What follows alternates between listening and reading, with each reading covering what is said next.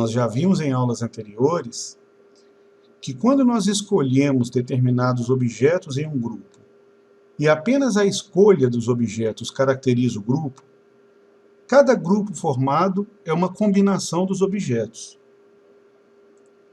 Também já vimos que quando nós ordenamos um grupo de objetos, cada ordem que se cria é uma permutação dos objetos do grupo.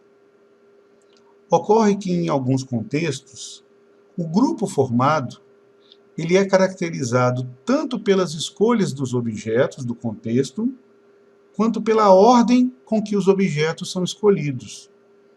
Um bom exemplo de um agrupamento que é caracterizado tanto pela ordem de seus objetos quanto pela escolha são as senhas.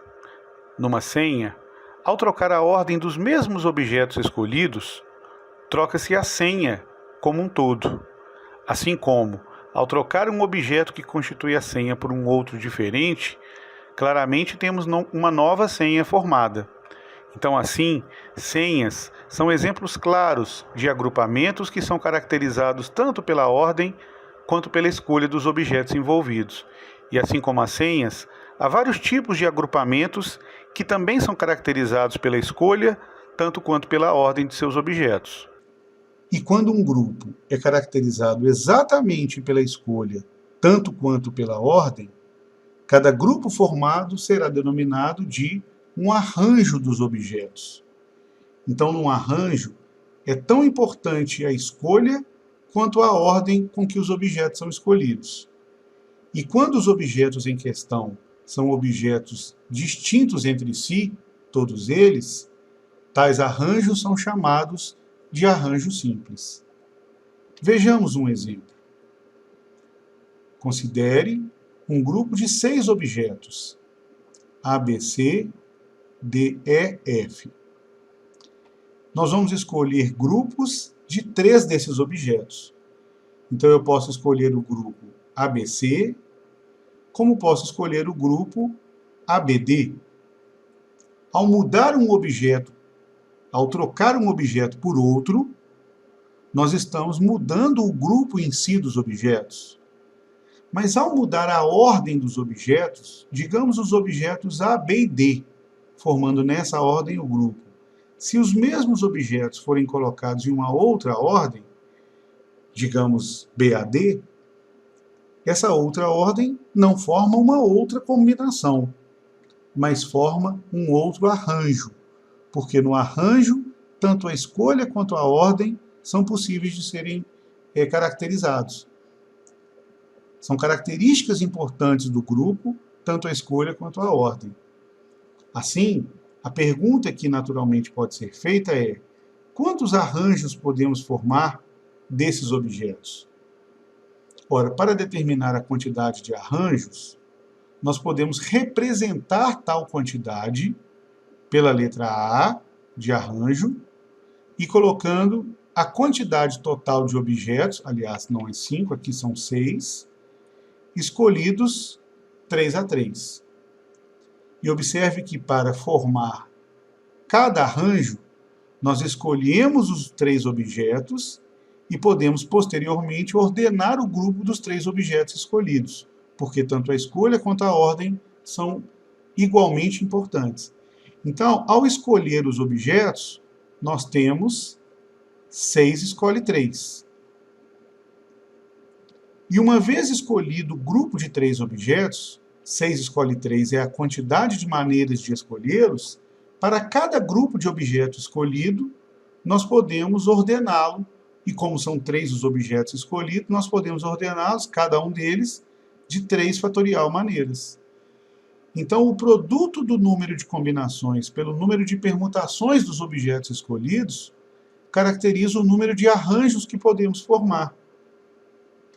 Observem que no cálculo de 6 escolhe 3, nós temos 6 vezes 5 vezes 4, dividido por 3 fatorial. Mas como nós vamos multiplicar, uma vez que a ordem é importante, exatamente por 3 fatorial, no cancelamento do fatorial de 3, vai nos sobrar exatamente o produto 6 vezes 5 vezes 4, que nada mais é do que uma aplicação imediata do princípio fundamental da contagem. Toda vez que nós precisarmos calcular um número determinado de arranjos, podemos aplicar imediatamente o princípio fundamental da contagem. Então, no caso aqui, o número de arranjos de 6 objetos tomados 3 a 3 é igual a 6 vezes 5 vezes 4, ou seja, existem 120 arranjos possíveis. Então, o que aconteceria se nós tivéssemos, por exemplo, o número de arranjos de 7 2 a 2? Como fazer o cálculo do número de grupos de 2 objetos, ou seja, de pares de objetos, escolhidos dentre 7, caracterizados tanto pela escolha quanto pela ordem. Ora, basta aplicar o princípio fundamental. Se são 7 objetos, no primeiro objeto escolhido nós temos 7 possibilidades. No segundo objeto escolhido nós temos 6 possibilidades. Como são apenas os 2, o número de grupos que podem ser formados é dado por 7 vezes 6, ou seja, 42. Em mais um exemplo, se nós formos calcular o número de arranjos de 10 4 a 4, basta escolher, aplicando o princípio fundamental, um a um os 4 objetos. Então, no primeiro objeto escolhido, nós temos 10 possibilidades, uma vez que 10 é o número total. Na segunda escolha, para cada uma das 10, nós temos 9 possibilidades para a segunda escolha. Para cada uma delas, nós temos 8 possibilidades para a terceira. E, finalmente, para a quarta e última possibilidade, 7 possibilidades de escolha do quarto objeto. Então, efetuando o produto 10 vezes 9 vezes 8 vezes 7, chegamos a 5.040 possíveis arranjos de 10 objetos escolhidos 4 a 4. Podemos ainda escrever uma fórmula para um número de arranjos de N objetos tomados P a P, ou seja, o número de agrupamentos formados de P objetos escolhidos a partir de um grupo de N objetos, em que cada agrupamento é caracterizado tanto pela escolha quanto pela ordem dos objetos, observando que o número de arranjos é dado pelo número de combinações.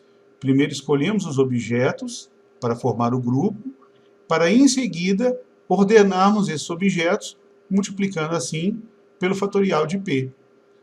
Uma vez que o binômio N escolhe P, ele é dado como sendo pela fórmula N fatorial sobre P fatorial multiplicado por N menos P fatorial.